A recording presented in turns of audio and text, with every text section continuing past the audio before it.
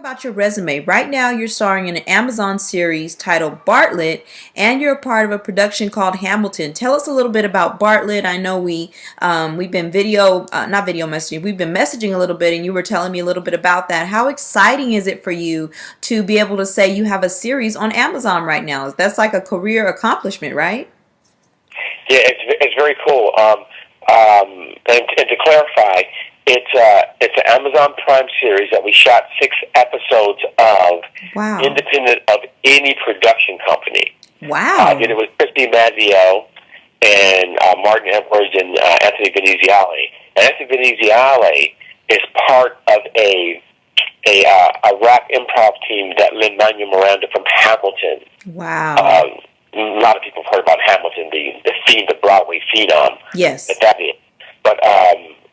But he, Lin-Manuel Miranda, co-financed and has a recurring role on the series. Wow. That's the link to Hamilton. Wow. That Lin-Manuel Miranda is in it. Okay. He's very, very funny and really easy to work with as well. Wow, that must be awesome for you. So 2 projects at one time. We're going to get to some of your other credits because you're not just acting, you're doing a whole bunch of other things. And we're going to get to that. We also want to just talk about the current projects that you have going on. I know that was mentioned in the email, and I definitely want to talk about that. You'll be at the Marsh in San Francisco doing your one-man show. Is the title the same as at East 14th Street? No, this is actually a prequel to East 14th. Wow. East 14th was set in the 70s, and this is set in a the prequel. Not unlike Star Wars, they have prequels. I have some too. It's Can You So See 60s, It? sorry. And it's everything that happened in the 60s. Yeah. For people that don't know the backstory of East 14th, it's the story of me growing up in Oakland in the 70s, and my stepfather forced us to be in that religion that rhymes with Jehovah's Witnesses. Oh, okay. No birthday, no Christmas. Yes. I couldn't take it, so I moved in with my real father, but I had no idea that he was a pimp.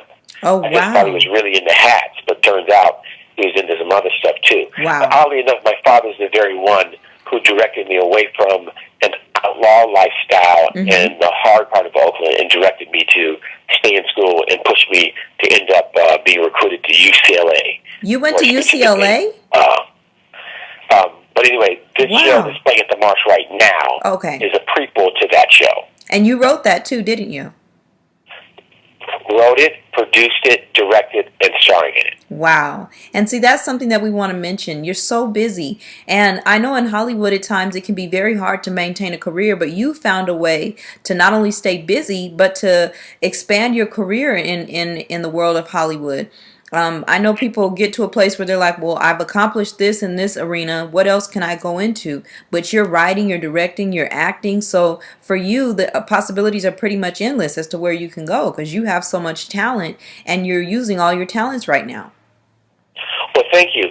And I want to try and really impress upon young people who might be listening and watching your show that they've got to find a way, if they want to survive in entertainment, to generate income that is from them and not counting on a lot of other people. Right. A lot of people, it's great to collaborate. You have to collaborate. Yes. But you also have to create some niche beats within your career where you can go make money solo Right. in entertainment. Right. You're not counting on, well, the other actors didn't show up, I guess we're not doing the show. Right. So I highly suggest solo productions.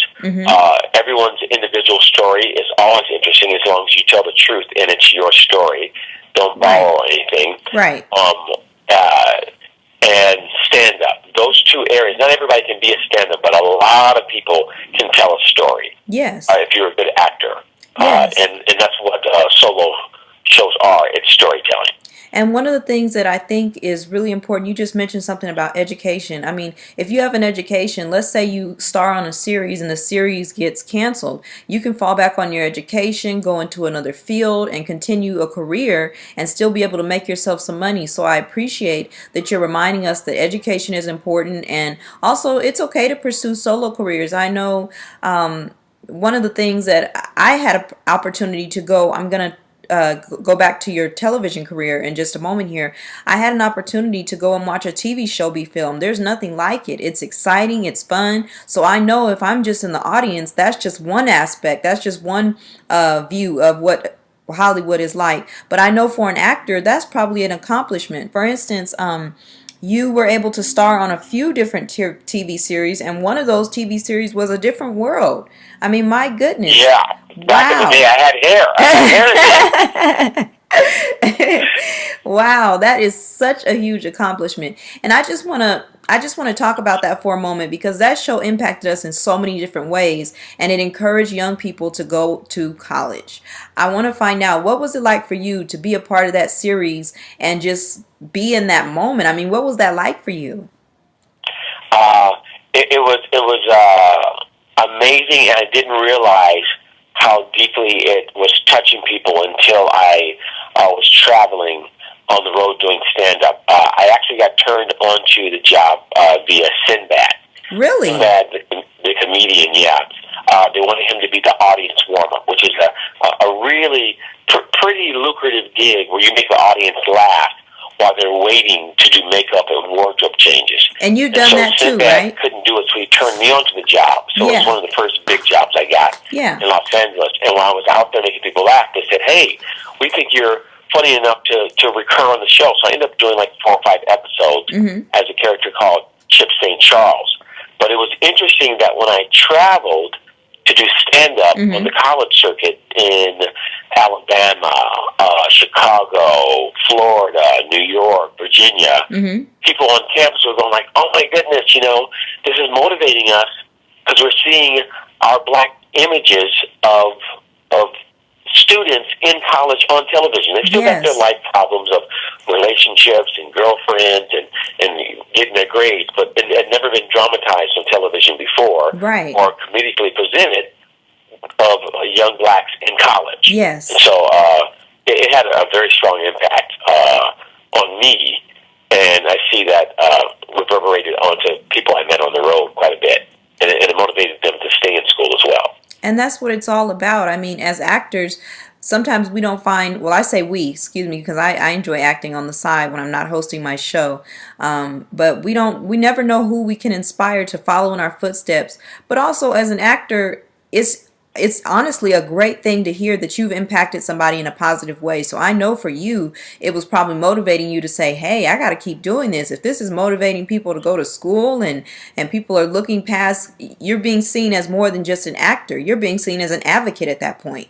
So I know for you that probably motivated you to pursue some other career ventures. Let's talk about your writing credits. I did a little bit of studying and I found out that you were writing for a show called Off Limits. Can you talk about that a little bit?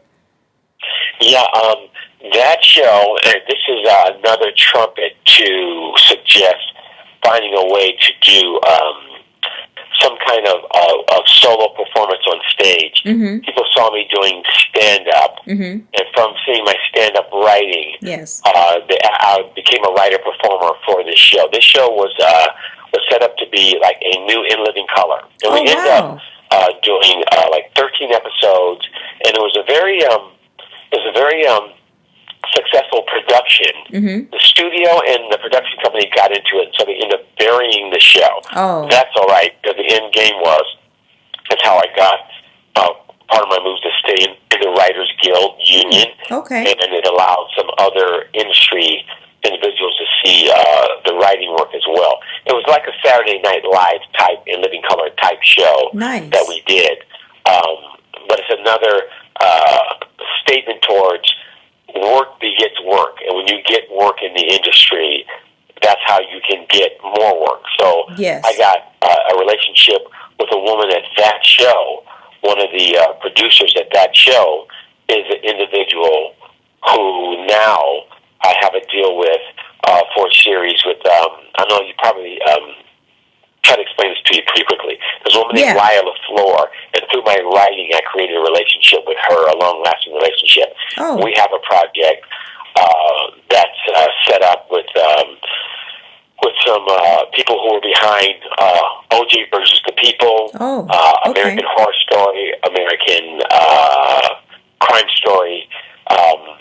that whole team Mm-hmm. has a number of projects in play, and we place the project, and that writing relationship from back then Mm-hmm. is proving fruit even now.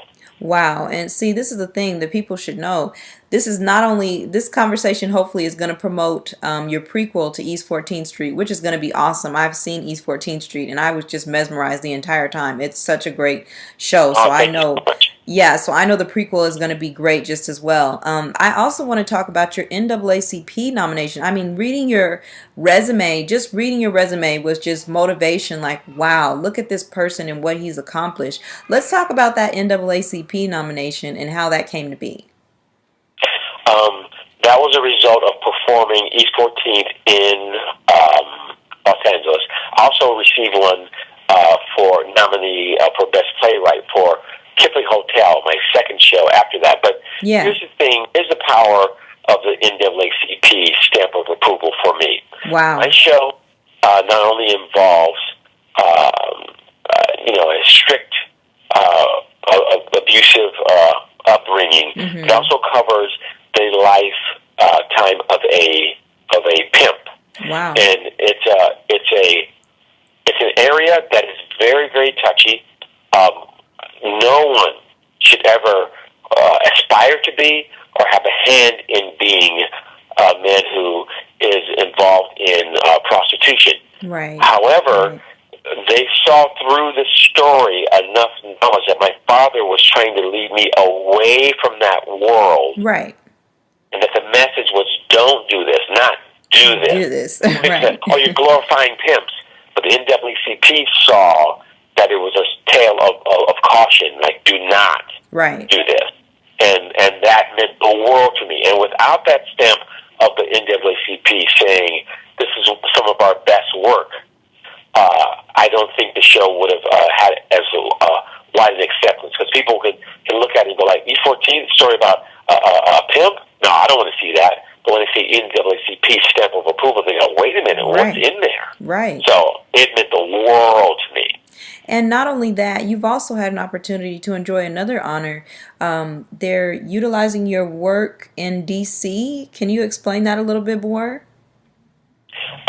Yes, American University in D.C. Yes. I did a short story for a show called Snap Judgment. It's an Yes. NPR, WNYC Yes. show that gets about probably 2 million downloads a month. I saw that on your resume. Yeah. Yeah, and we go on tour and do these live shows. In fact, I'm leaving this week to go to Nashville and St. Louis with them.